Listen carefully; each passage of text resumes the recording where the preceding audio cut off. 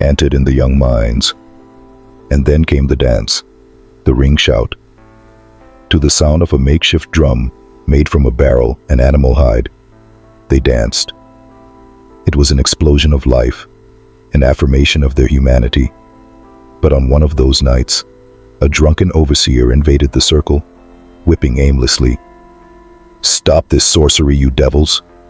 The joy turned to panic. The brief escape from reality had ended, as always, with the crack of leather and the smell of blood. The breaking point was not a sudden explosion, but the slow, agonizing collapse of a dam that had for years held back an ocean of pain and hatred. Each act of cruelty by the Beauchamp was another fissure in the structure, each life lost, another crack. The death of Lena, the 12-year-old girl, was the sledgehammer blow that made it all crumble. That day began like any other in hell. The sun rose mercilessly, promising a heat that would cook the brain. Lena, who now spent more time in the big house, was exhausted. The mistress had kept her awake late the night before, fanning her to ward off mosquitoes. That morning, before going to the big house, she stopped by the small cubicle of Auntie Belle, the old woman who had raised her like a granddaughter. The old woman gave her a small red ribbon, which she had managed to trade for a little tobacco. "Tie this on your wrist, my grandchild, for the Lord to give you strength and protect you from the evil eye." Lena smiled, a rare moment of childhood joy, and tied the ribbon. "Thank you, Grandma Belle." "Go with God," the old woman said, making the sign of the cross on her forehead. In the big house, the atmosphere was heavy. The colonel was in a bad mood, complaining about the price of cotton on the international market. Bernard, as usual, was impatient and irritable. The lunch hour arrived, and with it, the moment that would seal everyone's fate. The dining room was a sanctuary of opulence, with its long mahogany table and gleaming crystal. Lena entered, balancing with difficulty a heavy silver tureen full of steaming broth. Her small, fragile hands trembled under the weight. As she approached Bernard, one of the colonel's hunting dogs, sleeping under the table, stretched and bumped into her legs. It was enough. Lena lost her balance. The tureen tilted, and the hot broth spilled onto the imported linen tablecloth and the polished floor. The silence that fell upon the room was more terrifying than any scream. All eyes turned to the puddle of food and to the girl paralyzed by terror. Bernard, the whip's eyes fixed on the stains slowly spreading across the tablecloth. He didn't shout. His calm was the calm that precedes a storm. "Waste," he said, his voice low and sharp. He stood up, grabbed Lena's thin arm with his immense hand, and dragged her outside, into the yard, under the midday sun. The punishment was a ritual of humiliation and torture. He didn't take her to the whipping post. Instead, he forced her to her knees in the hot dust, in front of the other slaves, who were forced to stop their work to watch. "Hold out your hands," he ordered. Trembling, the girl obeyed. Bernard took the paddle, the dreaded perforated wooden board, designed to inflict maximum pain. The first blows crushed Lena's fingers. A sharp scream cut the air, followed by desperate crying. With each blow, the girl flinched, but an overseer's hand held her by the hair, forcing her to maintain her position. Auntie Belle, hearing the screams, came running from the slave quarters. "Massa, for the love of God, she's just a child. She's my granddaughter," the old woman pleaded, trying to throw herself at Bernard's feet. He didn't even look at her. With a gesture, he ordered two overseers to hold her. They dragged her aside, and the old woman could only watch, her face bathed in tears of helplessness. Satisfied with the destruction of the girl's hands, Bernard threw her face down on the ground. "Now the back, to learn not to waste your master's food." The seven-thonged whip, which he always carried, sang in the air. The leather cut the thin skin, opening red furrows that immediately began to bleed. Lena no longer screamed. Only guttural sounds and sobs came from her throat. He didn't stop when she lost consciousness. He continued, blow after blow, moved by a cold, methodical fury, until the small, limp body stopped trembling. When he finished, the silence in the yard was absolute, broken only by Bernard's heavy breathing and Auntie Belle's muffled laments. He looked at the lifeless body. Throw this in the ditch, and find another one to serve in the house. And then he returned to the big house, as if nothing had happened. That night, the slave quarters were not a place of rest, but a collective wake. Lena's body, washed and prepared by Hester and other women, lay on a mat in Auntie Belle's cubicle. Hester, while cleaning the wounds, found the red ribbon the old woman had given her. It was stuck to the skin, hardened by dried blood. Carefully, she untied it and kept it. The death of a child was a common occurrence in that place, but the way Lena died, the public and disproportionate brutality, was different. It was a declaration that they were nothing, that their lives could be discarded over a spilled bowl of soup. No one cried out loud. The pain was an ember that burned inside, transforming sadness into a cold, heavy hatred. The men sat outside, staring at nothing, their jaws clenched, their hands balled into fists. The women took turns beside the body, softly singing old prayers, lullabies for the dead. The death of Lena was the spark, the patience, the resignation, the fear that had kept them chained for so long. All of it disintegrated. The slave quarters had reached their limit. There would be no turning back. While the community mourned its dead, Jeremiah fought his own demons. The wounds on his back, treated with Hester's herbs, were beginning to scar over, but the wound in his soul was more open than ever. He had heard Lena's screams from his cot, and each scream had been a knife in his conscience. He was the slave catcher, a man who enforced the colonel's order, and that was the order. He was no better than Bernard. They were just two faces of the same coin of cruelty. That night, Hester came to his room as usual. She brought a gourd with a fresh ointment. The atmosphere between them was different. The shared pain had built a bridge over the abyss that separated them. She applied the remedy in silence for a while. "They will pay for this," Jeremiah said suddenly, his voice hoarse. It wasn't a question. It was a statement. Hester stopped. "Yes," she replied, her voice equally firm. "They will." "Your son," Jeremiah began. "He will not grow up in this hell. I will not allow it." The tension on the plantation became unbearable in the days that followed. The slaves moved like automatons, their eyes empty of any emotion, which was even more unsettling for the overseers. There was a silent rebellion. Tools broke, crops rotted, tasks took twice as long to complete. It was a war without weapons, a passive sabotage that drove the masters mad. It was into this powder keg that Alphonse the Brand decided to strike a match. Drunk and angered by the silent insolence of the captives, he decided to reassert his power over the one person who had directly challenged him, Hester. His invasion of the slave quarters was not just an act of intimidation. It was an attempt to erase the living proof of his failure, the child he had been ordered to kill. The scene was a flash of violence. He grabbed Amadi, and Hester reacted with the fury of a lioness. Her scream was not of fear, but a call to war. Jeremiah, who was nearby, heard it. The pain in his back disappeared, replaced by adrenaline. When he entered the cubicle, his eyes met Alphonse's. This time, there was no hesitation. "Let the child go, Alphonse, now." Alphonse, surprised for the second time by the tracker's audacity, tried to mock him. "Come to defend your little whore again, Washington? Be careful, the whipping post is still waiting for you." Jeremiah took a step forward, invading Alphonse's personal space.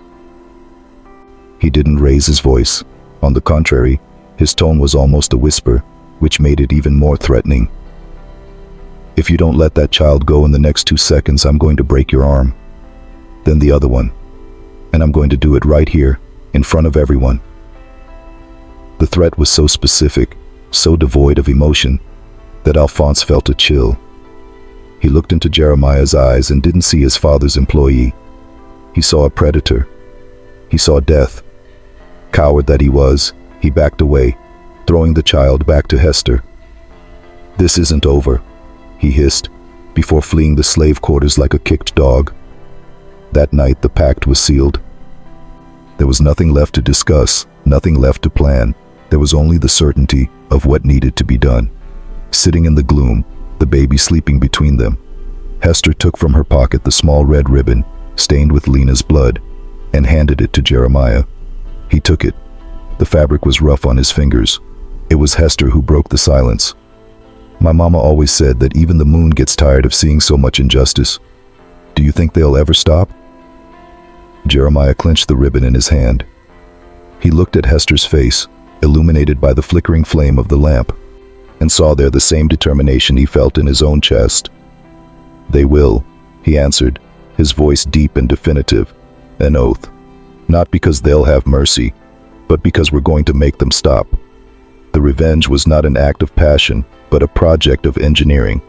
It was built slowly, in the darkness, piece by piece, with the precision of someone who knows that the slightest mistake would result not only in death, but in the annihilation of all hope. The days following the pact were deceptively calm. To the overseers and masters, the silent rebellion of the slaves continued, but it was seen as laziness and resentment, punished with more work and more whippings. They couldn't see the web being woven beneath their feet. Jeremiah and Hester became masters of dissimulation. During the day, he was the apathetic tracker, his back still healing, his gaze downcast. She was the efficient cook, moving silently through the big house. But at night, they met in the most unlikely places. Behind the stables, in the middle of the cotton field, on the dark bank of the river. They were meetings of whispers, where each step of the plan was designed, debated, and refined. "We need poison for the three of them, and blades for the overseers who remain," Jeremiah said one of those nights, his face lit by a sliver of moonlight. "Surprise is our only weapon. It has to be fast before they can sound the alarm." Hester nodded, her gaze fixed on the darkness. "The heart-stop route will take care of the Beauchamp. Death will come from within, like a sudden illness. But we can't do this alone, Jeremiah. We need trustworthy people, eyes and ears." The first to be recruited was Tobias, the coachman. Jeremiah approached him in the stable, a place that smelled of leather, hay, and the old man's ancient resentment.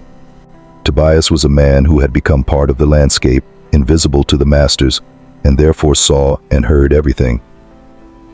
"Tobias, I want you to listen to me," Jeremiah began, without preamble. The old man continued to brush a horse's mane, without looking at him. "I hear a lot of things, Tracker. Most of it ain't worth listening to." "I remember Almerinda," Jeremiah said, and the old man stopped. "I remember the day she fell ill, and how the colonel laughed when you asked to bring the doctor from town. Costs more than buying a new one," he said. Tobias's hand gripped the brush so tightly that his knuckles turned white. He turned slowly, and in his tired eyes burned an ember that had never been extinguished. "What do you want?" "A chance to settle the score. For Almerinda. For all of them," Jeremiah replied. "I need you to create chaos at the right time. I need what you hear when you drive the masters to town." Tobias needed no more convincing. "Tell me what I need to do. My soul has been waiting for this for 20 years. The second ally was Leah, the young housemaid who was Tobias's niece. Recruiting her was Hester's job, a delicate dance between persuasion and fear. Hester found her behind the kitchen, where she was washing pots, crying silently. It was the day after the burial of Lena, her only friend. "Tears won't bring her back, child," Hester said, her voice soft but firm. "I know," Leah sobbed, "but fear won't let me feel anything else." "Fear is a chain," Hester said, crouching beside her. They bind us with it, but what if we could break that chain? What if their fear could be greater than ours? Leah looked at her, her eyes wide. That's impossible. They're gods here. They are not gods. They are men, and men bleed. Men die. Hester whispered. I need to know what happens in there, where they sleep, when they drink, what they talk about when they think no one is listening. I need your eyes, Leah, so that Lena will be the last. The image of her friend's mutilated body gave Leah the courage she didn't know she possessed. I'll do it, she said, her voice trembling but resolute. For her. The conspiracy now had 4 pillars. Tobias used his trips to the town of Beaufort to map routes and listen to conversations. Leah became a shadow in the big house, memorizing every habit, every weakness of the Beauchamp. Jeremiah forged the weapons and planned the logistics of the escape. And Hester prepared her poison, a fine white powder that promised an end to tyranny. One day, Leah was almost discovered. She was dusting the colonel's office when she heard Alphonse approaching. In a panic, she hid behind a heavy curtain. Alphonse entered, whistling, and began rummaging through his father's drawers, probably looking for money. For a moment, he stopped and looked directly at the curtain, as if he sensed a presence. Leah's heart almost stopped, but then he shrugged and left. The girl stayed there for almost an hour, trembling, before she could move. The experience left her terrified, but also more determined. The first trial by fire was the elimination of the head overseer, Valentine. He was the most dangerous of the henchmen. A man of shrewd intelligence and limitless cruelty, he had noticed the change in the slaves' behavior and was beginning to tighten surveillance. He has to disappear, Jeremiah said in a meeting. He is the colonel's eyes and ears in the fields. The plan was executed with military precision. Leah provided the exact day Valentine would go to town to collect the overseer's pay, and Tobias confirmed the route he always took on his way back, a narrow trail that skirted a ravine above the river. The trap was set at dusk. Jeremiah stretched a wire, almost invisible in the gloom, between 2 trees. He and Tobias hid in the woods, their hearts beating to the rhythm of the crickets. They waited for almost 2 hours. Finally, they heard the sound of the horse and Valentine's voice, singing an obscene song, clearly drunk. The horse was at a half gallop. When it hit the wire, the impact was brutal. Valentine was thrown backward, his neck snapping as it hit the wire. The body flew and fell into the ravine, rolling until it plunged into the dark water of the river. The frightened horse bolted. Jeremiah and Tobias went down to the bank, making sure the body would not be easily found. The current would take care of the rest. The next day, Valentine's death was declared a regrettable accident, a reminder of the dangers of drinking and riding. The colonel was furious at the loss of his best man, but he suspected nothing. For the 4 conspirators, it was a silent victory, proof that their plan could work. The machine of vengeance was ready. All that was missing was the perfect opportunity to turn it on. The 4th of July celebration was announced weeks in advance, and the news was received in the slave quarters with a mixture of dread and anticipation. For most, it meant double the work and the humiliation of serving their oppressors in their celebration. For the 4, it was the sounding of the gong for the final battle. The weeks leading up to the party were almost unbearably tense. In the big house, the hustle and bustle was frantic. Slaves cleaned, polished, cooked, all under the shouts and threats of the mistress and her sons. Outside, the conspiracy entered its final phase. At their last meeting, in the early morning before the party, Jeremiah distributed the weapons. They were modified cane knives, shortened and sharpened like razors. Tobias, yours stays in the stable. You start the distraction and then cut the small bridge. No one leaves on horseback. Hester, Leah, yours are hidden in the kitchen. If something goes wrong in there, use them. He kept 2 blades for himself. Remember the plan. No one acts before the signal. The signal is the chaos with the horses. From then on, everyone knows what to do. There is no turning back. Either we all walk out of here free, or we die trying. The night of the party arrived, bringing with it an electric air. The big house shone like a jewel in the dark, the open windows spilling light and the sound of music onto the yard. The bonfire crackled, casting dancing shadows on the faces of the guests, the elite of the Low Country, who ate, drank, and laughed. Oblivious to the storm gathering around them, Jeremiah watched from the shadows of the woods, a predator awaiting the right moment. Tobias was in the stable, whispering words of calm to the horses.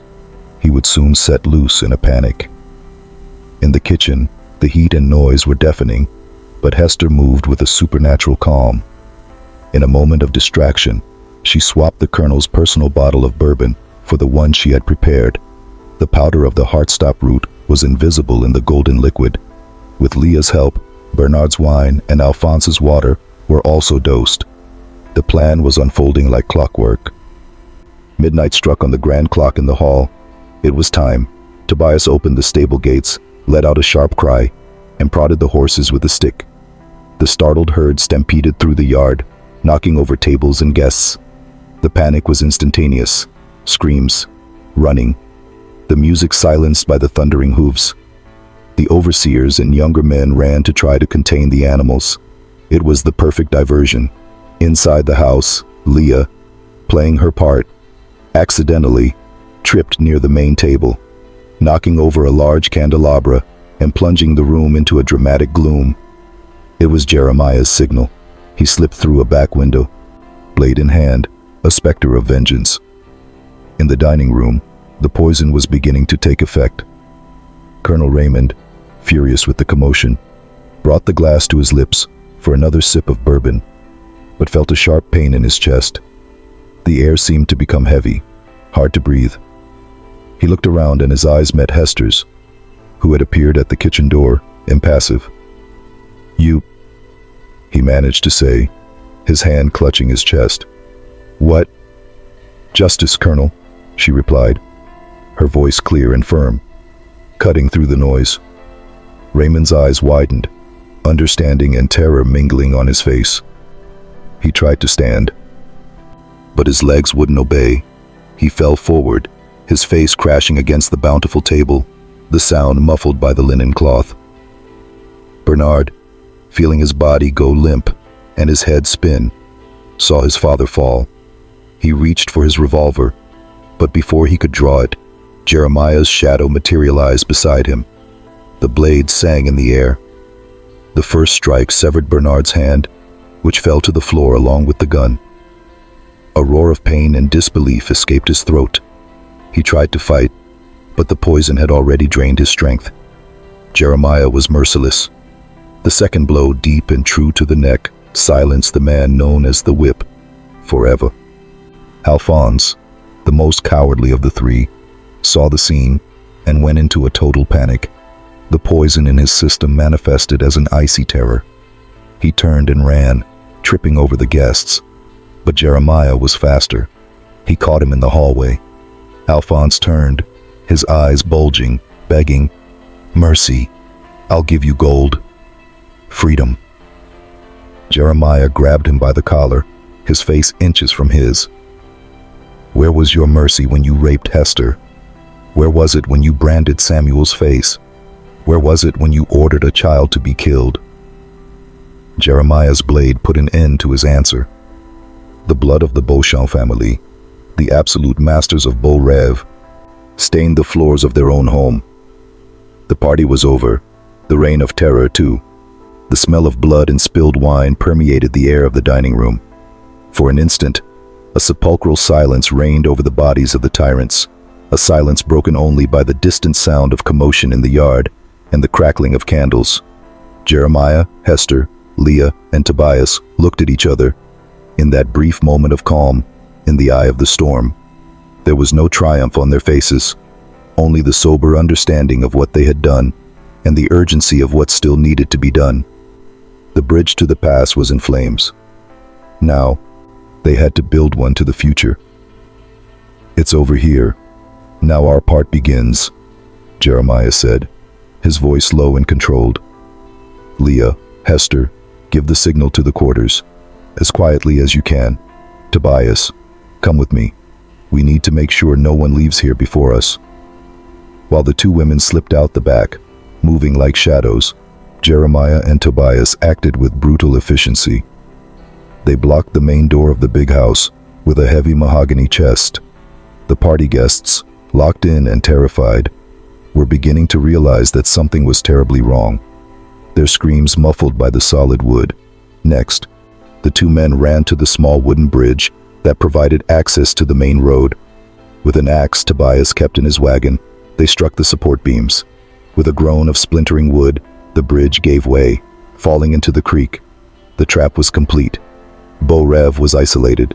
In the slave quarters, the news spread like a whispered wind. There were no shouts of joy, but a feverish and silent activity. In minutes, entire families, from newborns to the elderly, were gathered at the agreed meeting point, behind the cotton fields. They carried bundles of clothes, a little flour, but above all, they carried the weight of generations of suffering and the spark of an almost forgotten hope. When Jeremiah and Hester arrived, they looked at the nearly 200 faces in the darkness and felt the weight of responsibility. "The night is our ally, but we don't have much time," Jeremiah said, his voice reaching everyone. "When day breaks, they will come hunt us like animals. We must be smarter than them, quieter, and more resilient. The road is long and dangerous. Take care of each other. The strong help the weak. No one is left behind. Now let's go, for freedom and for our dead." And so the exodus began. A long serpent of freed souls plunged into the darkness of the forest, led by the man who knew every shadow, every creek, every hidden trail. Hester walked beside him, Amadi sleeping on her chest, her watchful gaze caring for the children and the elderly, like Auntie Belle, who walked with regal dignity despite her age. At dawn, the news of the massacre at Beau Rev began to leak out. One of the guests managed to escape and arrived, in a panic, at the neighboring plantation of Colonel Sampson. The reaction was immediate and furious. Sampson, a man as cruel as Raymond but more calculating, organized a large militia. This was not an escape. This was a declaration of war, he bellowed to the other planters. If we do not crush this rebellion now, if we do not hunt down every last one of these Negroes and hang them as an example, tomorrow it will be us, with our throats cut in our own homes. They have stolen our property. We will bring it back, dead or alive. The hunt began, relentless. There were more than 50 men on horseback, with bloodhounds, slave catchers from all over the region, thirsty for blood and the offered reward. The escape became an ordeal. For days, Jeremiah's group moved through the dense swamps and foothills, treacherous terrain of thick undergrowth and deep ravines. Hunger, exhaustion, and fear were constant companions. The food they brought ran out in 3 days. Jeremiah and the younger men hunted and gathered, but it was little for so many. The most dangerous moment came while crossing the Savannah River, which was swollen from the rains. They built a makeshift raft for the sick and the children, while the others crossed with water up to their chests, forming a human chain so no one would be swept away. In the middle of the crossing, Sampson's patrol appeared on the opposite bank. Musket shots echoed through the valley. Panic almost broke the chain, but Jeremiah's voice boomed like thunder. "Don't stop. Keep moving. The forest is our protection." They reached the other side under a hail of bullets, with 3 wounded, and the certainty that the dogs were on their trail. Jeremiah used every trick his mother had taught him. He had them walk in the riverbed for miles to hide their scent, spread ground pepper on their tracks to confuse the dogs, and created false trails that led to swamps and cliffs. In a moment of desperation, with the barking of the dogs dangerously close, he hid the entire group in a network of caves behind a waterfall, the water muffling their sounds and their scent. For hours, they stayed there, in the damp darkness, listening to the hunters pass just a few yards away, their brutal voices cursing and promising torture. It was a test of nerves that nearly broke them, but they survived. After nearly 3 weeks of a hellish journey, they arrived, starving, wounded, dressed in rags, but alive. They spotted the wooden stockade surrounding the refuge of Jabaquara, a fortress city hidden deep in the swamps. Sentinels armed with bows and spears intercepted them, suspicious. Jeremiah stepped forward. "We are not enemies.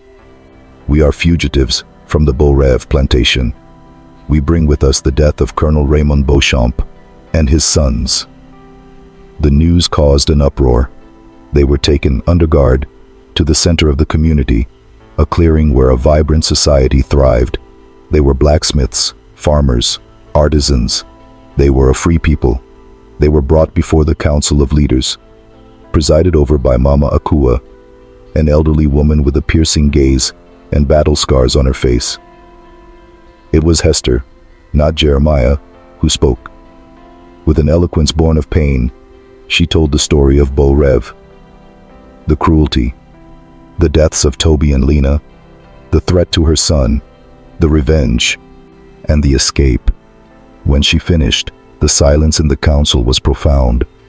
Mama Aqua stood up. "The blood of tyrants is the water that nourishes the tree of liberty," she said, her voice resonating with authority. "You are not refugees. You are our brothers and sisters. Jabaquara is your home." The integration of the people of Beaurev into the community was a rebirth. They brought with them new skills and, more importantly, a story that became the founding myth of a new generation. Jeremiah, the hunter, became the master of defense.